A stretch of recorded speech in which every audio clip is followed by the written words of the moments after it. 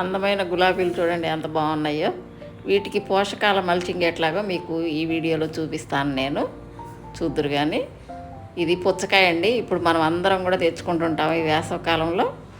దీన్ని కట్ చేసి మనమేమో ఆ పల్పు తిని మనం వేస్ట్ అనుకున్నది మొక్కలకి ఎట్లా వేస్తానో మీకు చూపిస్తున్నాను చూడండి. అట్లా హాఫ్ చేసుకొని ఆ పల్ప్ అనేది తీసేసేయండి. తీసేస్తే ఇది మనకి వేస్ట్. ఈ వేస్ట్ని మనము గులాబీకి వేసుకుంటే మంచి మల్చింగ్గా ఉపయోగపడుతుందండి.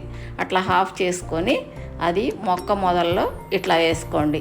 అది మనకి వేడి నుంచి ఆ వేరుని కాపాడుతుంది అన్నమాట. ఆ మొక్కకి పోషకాలు కూడా అందుతాయి. అట్లా మొక్క చుట్టూ కూడా మీరు ఆ వేరు చుట్టూ వేసుకోండి. మొదల్లో అట్లా వేసేసేయండి. మీకు సరిపడినన్ని వేసుకోండి అట్లా కట్ చేసుకొని.